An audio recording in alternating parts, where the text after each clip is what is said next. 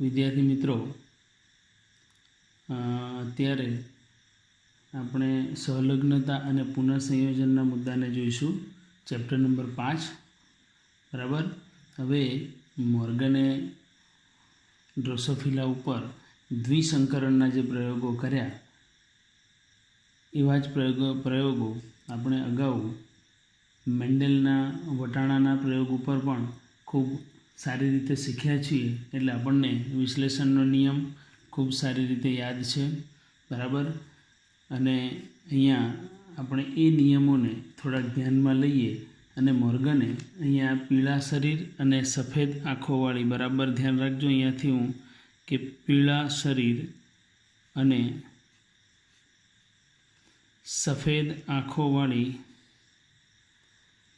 જે માદા માખી છે એ માદા માખીનું સંકરણ એમણે બદામી શરીર અને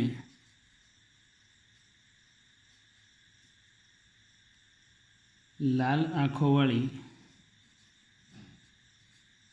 નર માખી સાથે કરાવડાયું. અહીંયા બદામી અને લાલ આંખો, બરાબર યાદ રાખજો, આ નર તરીકે આને લીધેલી છે. એટલે એક નર માખી અને અહીંયા માદા ડ્રોસોફિલા માખી. આપણે બે સિમ્બોલ અહીંયા લખીએ છીએ એટલે બંને બરાબર યાદ રાખો.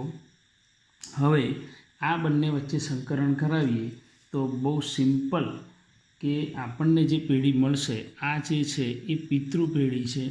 અને હવે પછીની જે પેઢી આપણને મળશે એ પેઢીને આપણે કહીશું F1 પેઢી. F1 પેઢીની અંદર જે પ્રભાવી હશે એ આપણને મળશે. બરાબર. હવે એ પ્રભાવી જે પેઢી છે એની અંદર અહીંયા F1 પેઢીની અંદર આપણે બહુ ડિટેલમાં પહેલાં પ્રયોગની જેમ નહીં જઈએ.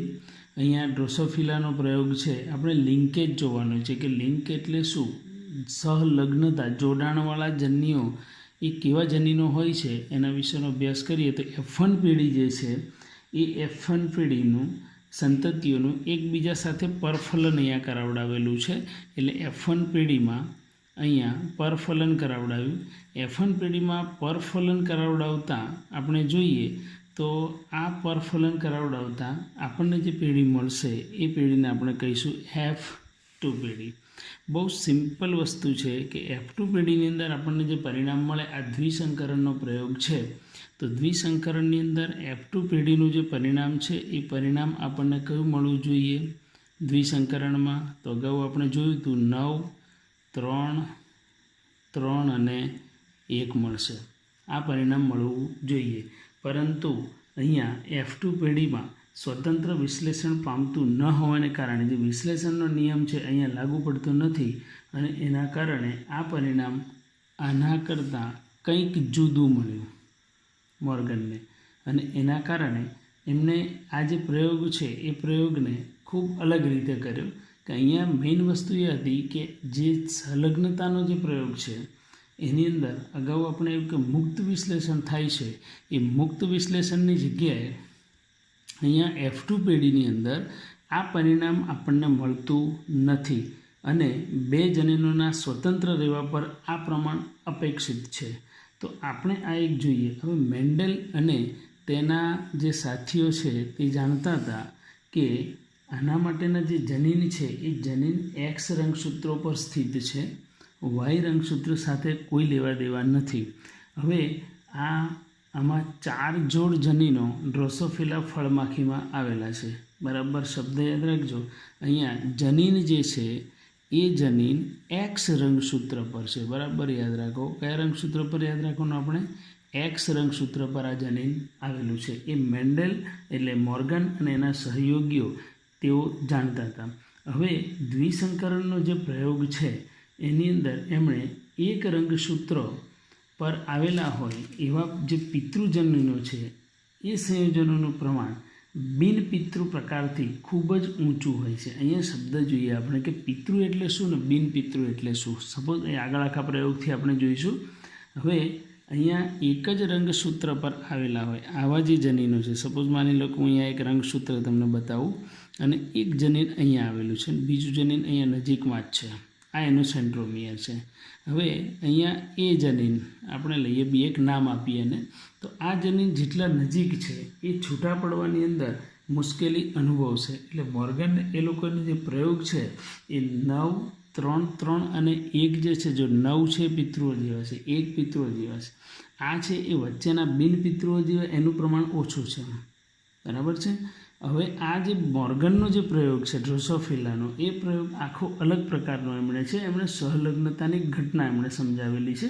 એની વ્યાખ્યાને તમે બરાબર જોશો કે દ્વિસંકરણ ક્રોસમાં 2 જનીનો એક જ રંગસૂત્ર પર હોય અને એનું કારણ અહીંયા 2 જનીનોનું ભૌતિક સંયોજન અથવા સહલગ્નતા બતાવ્યું. આ જે જનીનો છે એ જનીનો સાથે પિતૃઓમાં ઉતરી આવે છે. એટલે આવી જે ઘટના છે એ ઘટનાને અહીંયા સહલગ્નતા એવો શબ્દ એમણે આપ્યો આપણને મોર્ગને.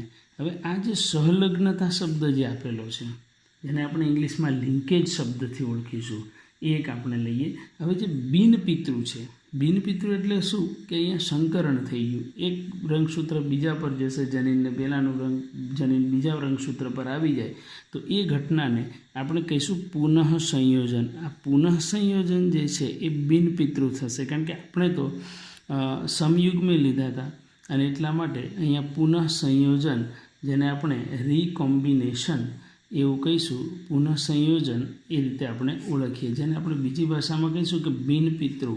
આ નવા ઉત્પન્ન થયેલા પિતૃઓમાંથી, બરાબર, પિતૃ તરીકે આપણે પીળા શરીર અને સફેદ આંખોવાળી માદા માખી અને બદામી શરીર અને લાલ આંખોવાળી જે લીધી છે એ નરની અંદર ફલન કરાવડાવ્યું, F1 પેઢી મળી. F1 પેઢીમાંથી આપણને F2 પેઢી મળે છે અને એ F2 પેઢીની અંદર જે પ્રમાણ આપણને જોવા મળે છે એ પ્રમાણના આધારે આપણે સહલગ્નતાને બરાબર સમજવાનું છે. હવે મોર્ગન અને એના સહયોગીઓ જે છે એમણે એક જ રંગસૂત્ર પર આવેલા છે, છતાં જનીનોની સહલગ્નતા અહીંયા વધારે છે. અહીંયા જો કે નજીક આવેલા તો સહલગ્નતા વધારે હોય, બરાબર, અને પુનઃસંયોજન એનું ઓછું હોય. હવે એવા કેટલાક જનીનો જ્યારે અન્ય રીતે જોડાણ ધરાવતા હોય, એટલે કે દૂર હોય, અહીંયા બીજું એક અહીંયા લઉં છું રંગસૂત્ર, અને એની અંદર એક જનીન અહીંયા છે અને બીજું જનીન અહીંયા છે, બરાબર. તો એક ખાસ ધ્યાન રાખો, અહીંયા એક મુદ્દાને સમજવા જોઈએ, જેટલું અંતર અહીંયા વધારે હશે એટલું એનું પુનઃસંયોજન થવાની શક્યતાઓ વધારે રહેશે.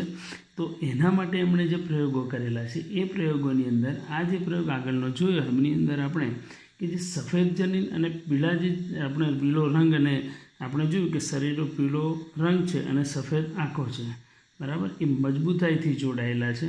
એ એક ધ્યાન રાખવાનું છે. અને પુનઃસંયોજનનું પ્રમાણ એમાં ઓછું હશે, આ એક યાદ રાખો. અને બીજું એક આપણે લઈશું, એમાં સફેદ રંગ અને લઘુ પંખ એનું જે જનીનોનું પુનઃસંયોજન છે એ આપણને 37.2% જેટલું હતું. એટલે એમના જે પ્રયોગો છે, પ્રયોગો પરથી આપણને સહલગ્નની ખબર પડે છે કે જોડે સાથે આવેલા જે જનીનો છે એ જનીનોમાં સહલગ્નતાનું પ્રમાણ વધારે છે, જ્યારે પુનઃસંયોજનનું પ્રમાણ ઓછું છે. અને થોડા દૂર આવેલા હોય તો એ જનીનો આપણને અલગ પ્રકારે એની અંદર જોવા મળશે. એટલે સહલગ્નતાનું પ્રમાણ ઓછું અને પુનઃસંયોજનનું પ્રમાણ અહીંયા વધારે.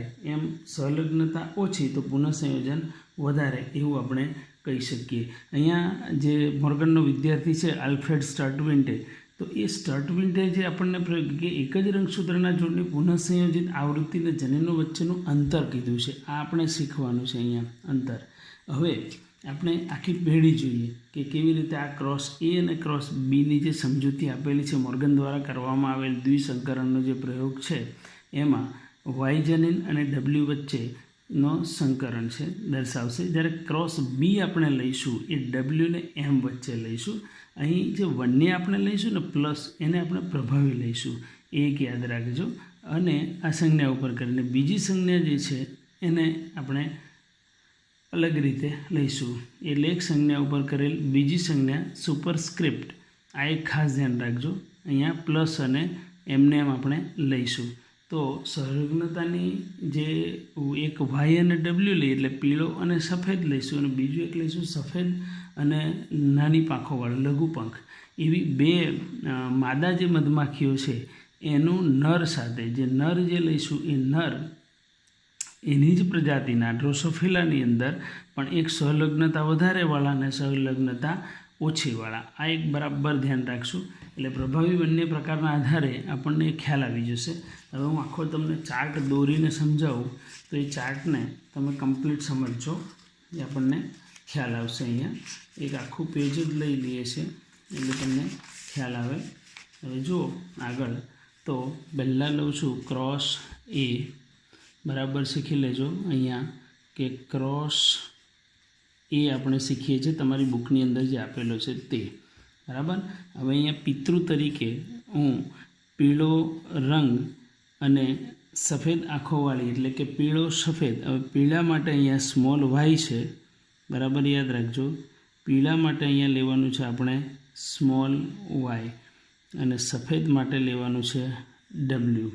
બરાબર. એ રીતે અહીંયા માદા માખીનું બીજું પણ રંગસૂત્ર લઈશ, એના ઉપર પણ આપણને વાય અને ડબલ્યુ બે પ્રકારના જરીનું. તો આનો રંગ કયો આવશે તો કે પીળો અને સફેદ. બરાબર યાદ રાખો, પીળા માટે વાય અને સફેદ માટે ડબલ્યુ. બરાબર. અને આનો જે ક્રોસ છે એ ક્રોસ આપણે વન્ય પ્રજાતિ સાથે, વન્ય પ્રકાર એલીલ જે છે એની સાથે કરીએ છીએ, કે જે અહીંયા એલીલ જે છે એ એલીલમાં વાય પ્લસ લઈશું અને ડબલ્યુ પ્લસ લઈશું. અને આ નર લેવાનું છે વન્ય. તો આ નર માટે આપણે વાય રંગસૂત્ર લીધું. આ રીતે બંને અલગ અલગ લઈએ છીએ. હવે અહીંયા એમ થાય કે આપણે આ વાય ઉપર કેમ કશું નથી કર્યું, તો મોર્ગન અને તેના સહયોગીઓ જે છે એ લોકો જાણતા હતા કે આ જે જનીનો છે એ ફક્ત એક્સ રંગસૂત્રો પર જ સ્થિત છે, વાય ઉપર નથી. એટલે વાય રંગસૂત્ર આની સાથે કોઈ લેવા દેવા ન હોવાને કારણે આપણે વાય ઉપર કોઈ પણ પ્રકારના જનીનો લખીશું નહીં. હવે સીધી વાત છે કે પિતૃ પછીની જે પેઢી છે એ F1 પેઢી. બરાબર યાદ રાખજો, અગાઉ આપણે ક્રોસ કરેલા જ છે ઊંચા અને નીચા છોડ વચ્ચે અને બીજના રંગ અને બીજના આકાર વચ્ચે. હવે અહીંયા ક્રોસ થશે એટલે અહીંયા શું થઈ જશે, એક રંગસૂત્ર અહીંયાથી અહીંયા આવશે ને બીજું અહીંનો અહીંયા આવશે. બે શક્યતાઓ છે. તો એ બંને શક્યતાઓ લઈએ આપણે. બંને શક્યતાઓમાં લઈશું તો એક તો તમારે વાય અને ડબલ્યુ એક રંગસૂત્ર આવશે જ, અહીંયા નજીક નજીક જ લખવાના છે, દૂર ના કરતા. બરાબર. અને બીજું એક જનીન લેવાનું છે એક્સ રંગસૂત્ર, અહીંયાથી લઈશું એટલે વાય પ્લસ અને ડબલ્યુ પ્લસમાં આવશે. એટલે એક આ F1 પેઢીની અંદર અહીંયા વાય પ્લસ થઈ જશે અને ડબલ્યુ પ્લસ. કઈથી આવ્યું? આ એક આ રહ્યું અને એક આપણે આ લીધું. બરાબર. આ તો બંને સેમ છે, અહીંયા જુદું પડે છે, પ્લસવાળું છે. આ એક શક્યતાઓ છે. બીજી એક શક્યતા, આ માદામાં આટલી જ શક્યતાઓ. બરાબર, કારણ કે આ બંને સેમ છે. હવે નરની શક્યતાઓ જોઈએ તો નર માટે તો બહુ સિમ્પલ વસ્તુ છે. હવે અહીંયા આ વાય અને ડબલ્યુ પ્લસ આવી ગયા અને એની સાથે પીળો સફેદ છે. આપણે એવું કીધું કે જે વન્ય છે એ પ્રભાવી આપણે લખીએ છીએ, તો પ્રભાવી હોય તો અહીંયા આપણે વન્ય પ્રકાર લખી શકીએ, બંને છે એટલે. બરાબર. હવે બીજી એક શક્યતા કઈ, તો એક આવે એક્સ રંગસૂત્ર. બરાબર. નર જેટલા જન્મશે તે, તો એની અંદર તો બહુ સિમ્પલ છે કે વાય અને ડબલ્યુ આ બેમાંથી કોઈ એક હોઈ શકે અને બીજું આવશે વાય રંગસૂત્ર. બરાબર. આ એક થયું.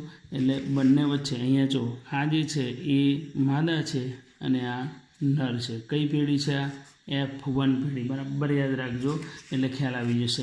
અહીંયા સમજ પડી જવી જોઈએ કે આ બંને સેમ છે. બરાબર. અહીંયા વાય પ્લસ અને ડબલ્યુ પ્લસ છે. અહીંયા વાય પ્લસ અને ડબલ્યુ પ્લસ આવ્યા અને આ વાય રંગસૂત્ર છે. બંનેને ક્રોસ કરો એટલે એક અહીંયાથી લેવાનું, એક અહીંયાથી લેવાનું. બરાબર. એક અહીંયાથી લેવાનું, એક અહીંયાથી લેવાનું, કારણ કે આ બંને કોમન છે. કોમન હોવાને કારણે અહીંયા જો વાય ડબલ્યુ, નીચે વાય પ્લસ ડબલ્યુ આ લીધા, પછી વાય ડબલ્યુ કોમન અને વાય રંગસૂત્ર. એટલે નર અને માદા બંને અહીંયા આપણને જન્યુઓ પ્રાપ્ત, સંતતિ પ્રાપ્ત થશે F1 પેઢીમાં. હવે આ જે F1 પેઢી છે એ F1 પેઢીને આપણે પરફલન કરાવડાવીએ. હવે એ પરફલન અથવા તો એને આપણે સ્વફલન, જે મેન્ડલના દ્વિસંકરના પ્રયોગની અંદર સેમ આવા જ જન્યુઓ ફરી પાછા આપણે લઈએ, એ વખતે શું થાય તો આનો આ ક્રોસ આપણે એક બીજો લેવો પડે YW વાળો, અને એના આધારે 4 જન્યુઓ આપણે કરવા પડશે.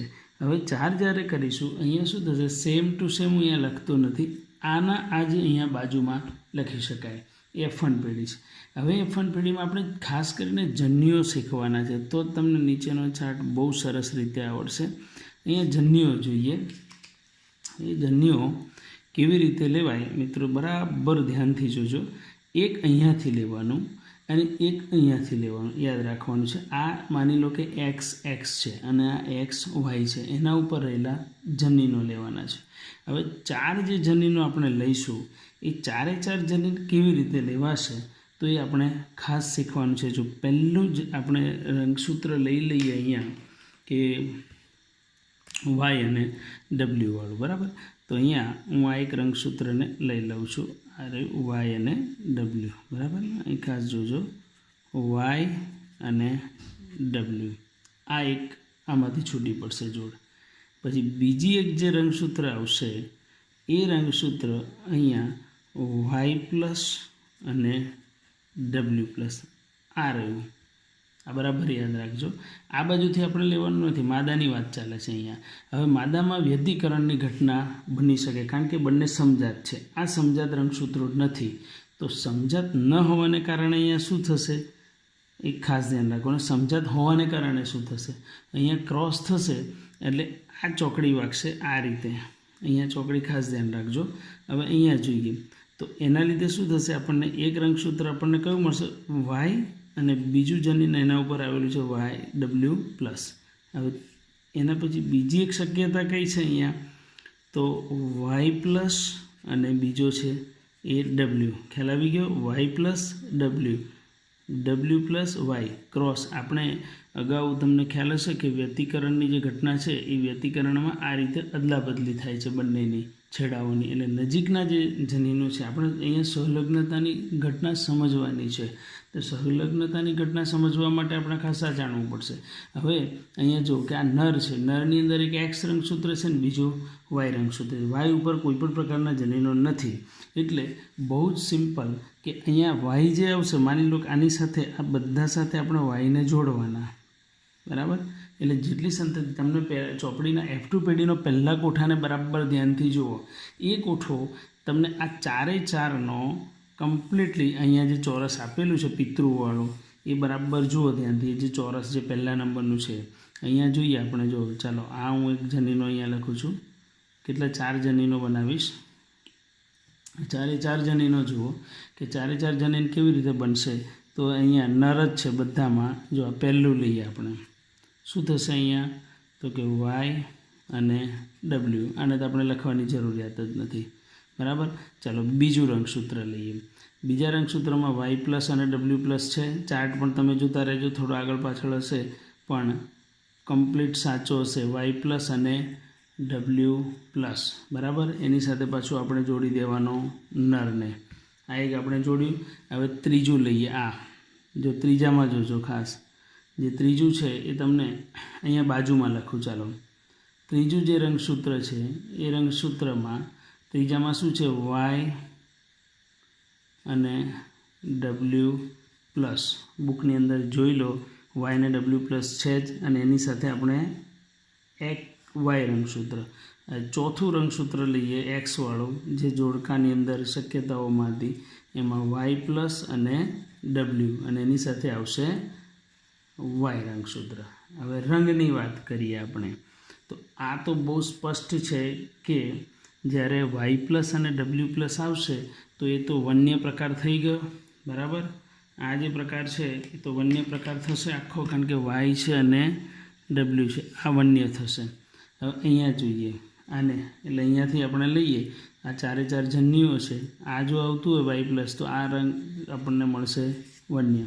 એની નીચે જોઈએ તો વાય પ્લસ અને વાય અને ડબલ્યુ જે લઈએ તો અહીંયા તો પીળો અને સફેદ આવશે જ, કારણ કે વાય છે અને કયો છે, ડબલ્યુ છે. અહીંયા વાય પ્લસ અને ડબલ્યુ પ્લસ છે એટલે આ વન્ય થશે, બરાબર. હવે વાય અને ડબલ્યુ પ્લસ છે, બરાબર યાદ રાખો. વાય અને ડબલ્યુ પ્લસ છે એટલે વાય હોવાને કારણે અહીંયા ડબલ્યુ પ્લસ છે પણ વાય હાજર છે, અને એના કારણે રંગ કયો મળશે, અહીંયા પીળો, બરાબર યાદ રાખો. કે ડબલ્યુ પ્લસ જે છે એ સફેદ માટેનું, અહીંયા ડબલ્યુ સફેદ માટેનું છે, બરાબર. પણ અહીંયા વાય જે અગાઉ આપણે કીધું કે પીળો હોય એના લીધે આવું જોવા મળશે એ રીતે વાય પ્લસ અને ડબલ્યુ હશે તો એ સફેદ રંગ આપણને જોવા મળશે અહીંયા આ જગ્યાએ બરાબર બુકમાં પણ એ રીતે આપણને કમ્પ્લીટ સમજૂતી આપેલી છે એ રીતે જોઈએ તો માદામાં જુઓ હવે કમ્પ્લીટલી જોજો આ જન્યુઓ ફરી પાછા હું લખું છું એના એ જ જન્યુઓમાં ખ્યાલ આવી ગયો દરેકને કે જન્યુ આપણે કેવી રીતે લઈએ છીએ ક્રોસ કરવાનું છે એકવાર વ્યતિકરણની ઘટના એકવાર બંને એના જ લખવાના છે જન્યુઓ નજીક લખવાના જો પહેલું વાય અને ડબલ્યુ બરાબર પહેલું જન્યુ ઉપર લખ્યા છે મેં એ મુજબ જ લખું છું બીજા છે એને વાય પ્લસ અને ડબલ્યુ પ્લસ હવે ક્રોસ કરીશું આ જે જન્યુ પડશે એની અંદર એક વાય આવશે ડબલ્યુ પ્લસ ફરી અહીંયાથી લઈ તો અહીંયા શું થશે વાય પ્લસ ડબલ્યુ અહીંયા કયું રંગસૂત્ર આપણે લીધું હતું વાય રંગસૂત્ર લીધું હતું હજી એક્સ બાકી છે એટલે આપણે અહીંયા લઈશું એક્સ અને એક્સ રંગસૂત્ર તો આપણને ખબર છે કે અહીંયા વાય અને ડબલ્યુ છે હવે આ બધાને આપણે જોડવાના છે આની સાથે એક્સ સાથે એટલે બધી માદાનો ચાર્ટ બનશે જે નીચેનો જે ચાર્ટ છે તે ચાર્ટની વાત છે અહીંયા હવે ચાર જે ચાર્ટ બનવાના છે એ ચાર્ટની અંદર જુઓ એમાં પહેલાં એ ક્રોસની વાત કરીએ અહીંયા જો પહેલાં આને જોડો તો શું થશે અહીંયા તો વાય અને ડબલ્યુ બરાબર બંને સરખા થશે વાય ડબલ્યુ અને વાય ડબલ્યુ બરાબર પછી બીજું લઈએ અહીંયા શું છે વાય પ્લસ અને ડબલ્યુ પ્લસ છે તો એની નીચે જ લખી દઉં છું બરાબર એક જ લઈશું અહીંયા વાય પ્લસ અને ડબલ્યુ પ્લસ બીજું આપણે અહીંયાથી લઈશું નરમાંથી તો નરમાંથી એક્સ રંગસૂત્ર આવશે જેને આપણે કહીશું વાય અને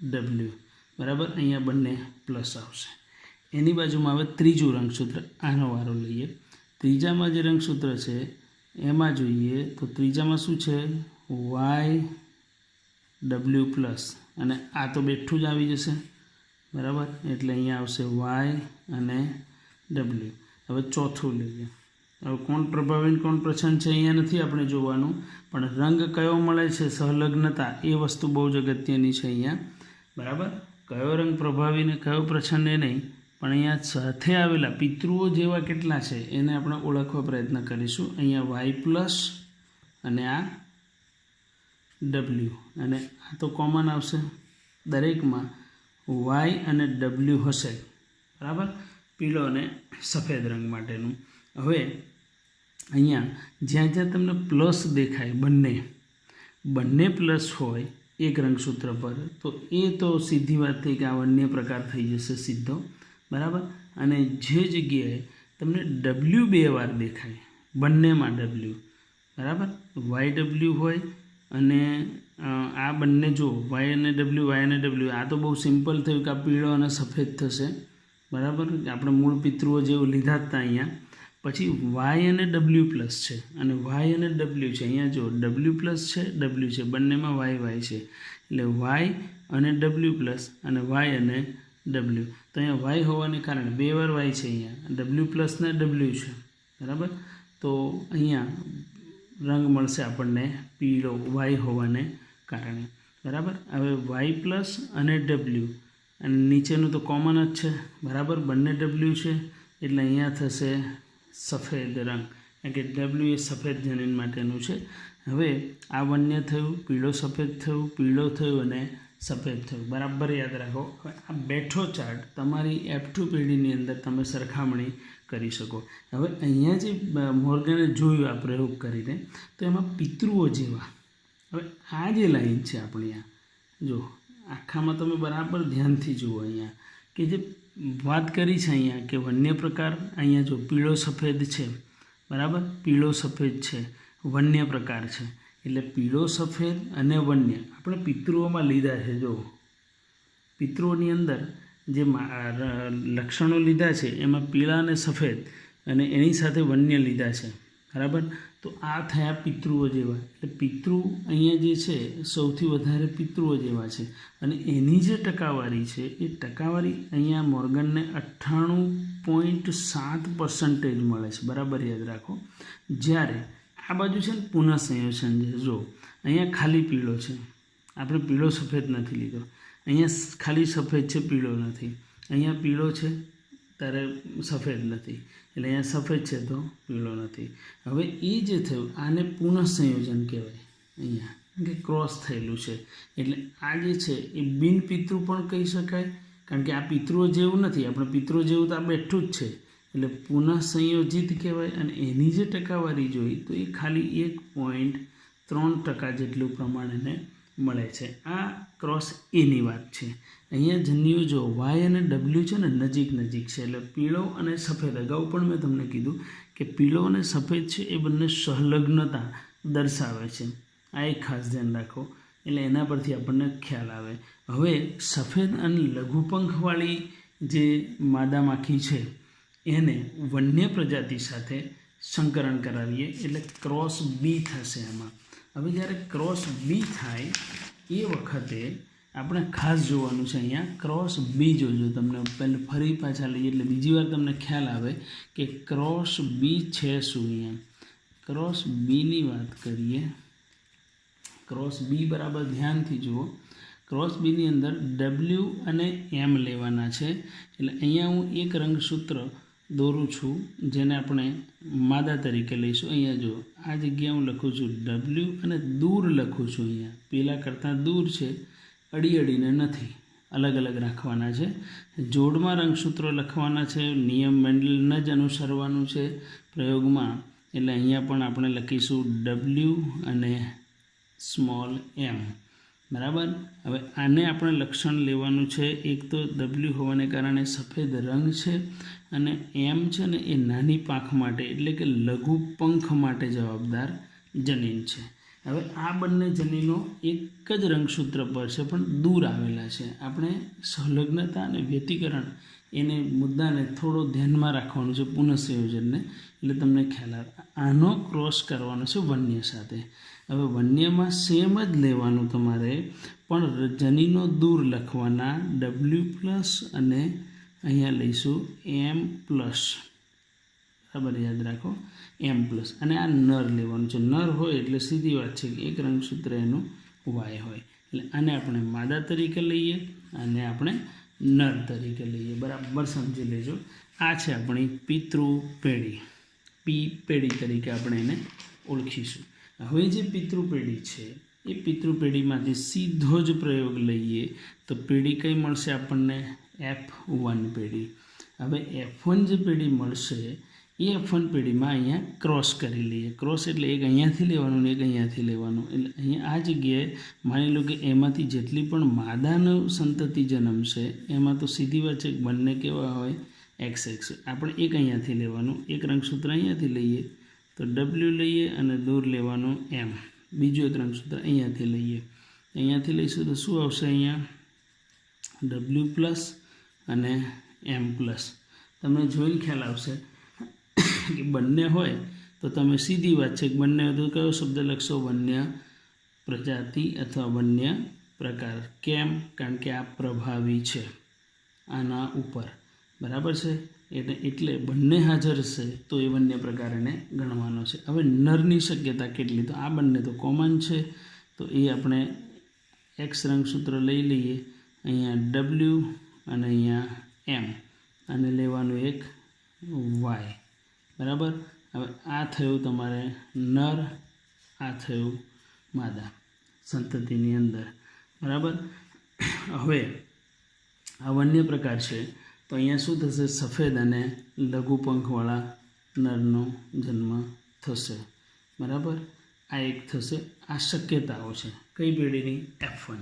હવે F1 જે પેઢી છે એમાં આપણે સંકરણના પ્રયોગો કરાવડાવીએ. F1 પેઢીમાં પરફલનની જે વાત છે કે નર અને માદા વચ્ચે, તો અહીંયા બંનેમાં વન્ય પ્રકાર તો બન્યા અને અહીંયા આ બને છે. હવે અહીંયા ક્રોસ થશે પહેલાંની જેમ જ.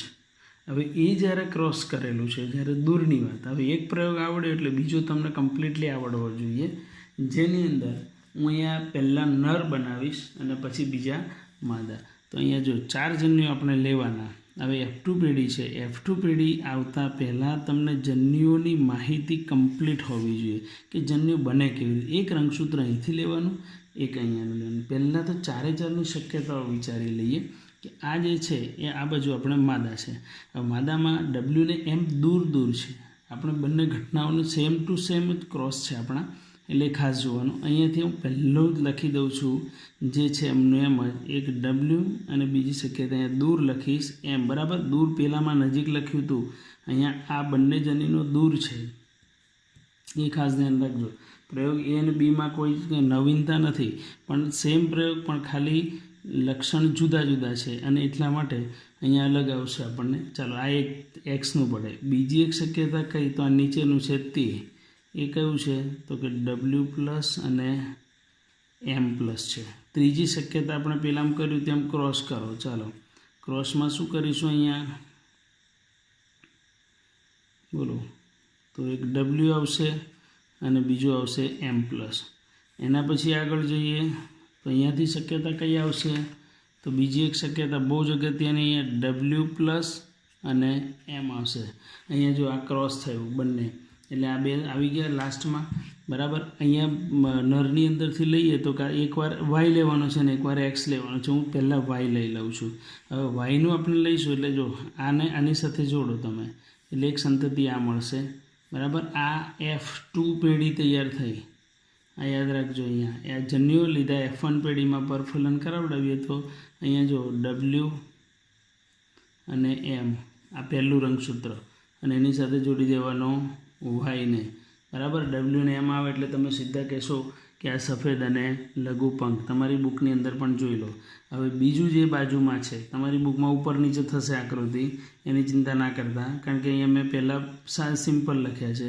હવે અહીંયા જુઓ કે W+ અને M+, જો આંગળી મેં મૂકી છે તે આ બીજું, અને અહીંયા Y રંગસૂત્ર. આ થાય એટલે સીધી ખબર પડી ગઈ કે તમને ખ્યાલ આવી જશે આ બંને પ્રકાર છે. બરાબર, એટલે એક શક્યતા થઈ. હવે બીજી જે શક્યતાઓ છે જુઓ, ત્રીજા નંબરનું લઈએ, W ને M+ વાળું લઈએ.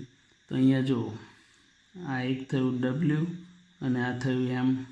આ રંગસૂત્ર લઉં છું, બરાબર જોજો, અને અહીંયા Y થશે, આ થયું Y.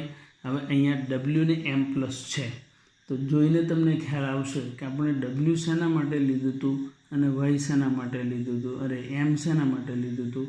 તો જો W ને M છે ને, બંને M હોય તો એ લઘુપંખ કહેવાય. હવે W+ છે, એ W+ જે છે તો વન્ય પ્રજાતિ છે, આપણે એની અંદર કોઈ રંગ લખેલો નથી. બરાબર, એટલે અહીંયા M જે છે એ લઘુપંખ માટેનું છે, એટલે અહીંયા ખાલી લઘુપંખ લખાશે, કલર લખવાનો નથી. ચોથું લઈએ તો ચોથામાં નર કેવું બનશે, તો અહીંયા જો W+ અને M અને લખી દેવાનો Y. હવે જો W+ છે અને M શેના માટેનો છે એ આપણને ખબર હોવી જોઈએ. બરાબર, અહીંયા શું કીધું આપણે અગાઉ, સફેદ રંગ અને લઘુ પંખ. બરાબર, તો W+ અને M હોય તો એ લઘુ પંખ આવશે. બરાબર, અહીંયા W ને M+ છે એટલે અહીંયા આવશે સફેદ. W ને M+ સાથે શબ્દ કયો આવશે, અહીંયા સફેદ, અને અહીંયા આવશે W+ અને M છે એટલે લઘુ પંખ આવશે અહીંયા. બરાબર, આ એક મુદ્દો બરાબર ધ્યાન રાખો, અહીંયા લઘુ પંખ શબ્દથી એને ઓળખવાનું છે. હવે આ જે આવ્યું, હવે માદાની વાત કરીએ તો બીજું જે સેમ ટુ સેમ પહેલાંની જેમ જ ફરી પાછું અહીંયા રંગસૂત્રો લઈશ કે W અને M. બીજું રંગસૂત્ર લેવાનું. આ કાગળથી એટલા માટે સમજાવીએ છીએ કે તમને વધારે ખ્યાલ આવી જાય. ના ખબર પડે તો હજી પણ પૂછજો. W+ M+. આ શું લઉં છું, જન્યુઓ છે, આ ધ્યાન રાખજો, આ જન્યુઓ દોરું છું, અહીંયા ચારે ચાર દોરી છે, જન્યુઓ છે, સેમ ઉપરના છે એવા જ લઈએ છીએ આપણે. ક્રોસ થયું W અને M+. પછી બીજી વાર શું થયું, W+ અને M. આ બંને ખબર પડી કેવી રીતે થયા, આ ક્રોસ થશે. આપણે વ્યતિકરણ ભણીએ છીએ ને એમાં આ રીતે થાય છે તેની વાત છે. એટલે આ બાજુનું જનીન આ બાજુ ને આ બાજુનું જનીન આ બાજુ. અહીંયા X રંગસૂત્ર લેવાનું બાકી છે, Y લઈ લીધું. હવે બનનાર બધી સંતતિઓ માદા બનશે. એ કંઈથી લેવાનું ને આને સેમ ટુ સેમ માદાની અંદર આપણે કયા લેવાના છે, તો W અને M. બરાબર, દૂર લેવાના છે. ડબલ્યુને એમ સાથે અહીંયા સંતતિ કરીશું એટલે બધી સંતતિ આપણને માદા મળશે. હવે અહીંયા 4 સંતતિ જોજો. પહેલાંની અંદર તો કોમન ડબલ્યુ અને એમ એક અહીંથી લેવાનું. આ તો બંનેમાં કોમન આવશે નીચે ડબલ્યુ અને એમ દરેકમાં આવશે આ, બરાબર. હવે અહીંયા જુઓ બીજું કલર તમે ઓળખી શકો. અહીંયા ડબલ્યુ પ્લસ એમ પ્લસ અને નીચેનું સેમ આવશે, બરાબર. શું આવશે? ડબલ્યુ અને એમ. ચલો બેની વાત કરીએ. ડબલ્યુ પ્લસ અને એમ પ્લસ આવે એટલે તમે સીધા લખી નાખશો વન્ય પ્રકાર, બરાબર. આ આવ્યું એટલે સીધી વાત થઈ ગઈ કે સફેદ અને લઘુ પંખ થયા, બરાબર. હવે ચોથી એક શક્યતા લઈએ. અહીંયા જો ત્રીજા નંબરનું લો તો અહીંયા જોઈ લો, બરાબર. ડબલ્યુ અને એમ પ્લસ છે અને નીચેનું તો સેમ ડબલ્યુ ને એમ આવશે, બરાબર. આને જોવાનું નથી. અહીંયા એમ પ્લસ એક આવ્યું વધારાનું. હવે ડબલ્યુ અને એમ પ્લસ હોય, બરાબર.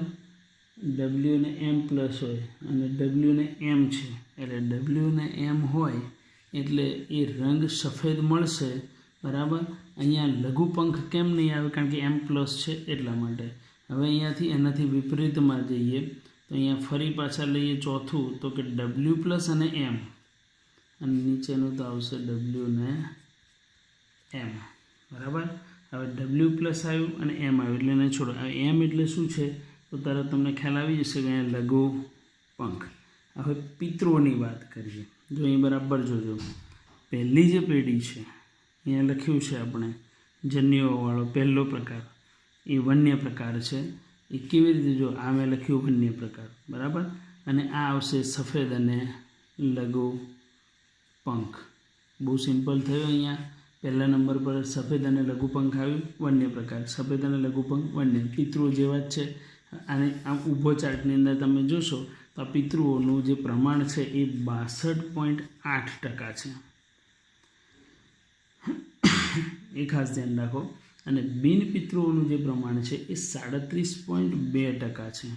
ટકાવારી ખાસ ઓબ્જેક્ટિવ માટે યાદ રાખજો. હવે આ 62.8%. અને અગાઉ તમને જે મેં આ ચાર્ટ જે બતાવ્યો હતો એ ચાર્ટની અંદર જો અહીંયા 98.7%.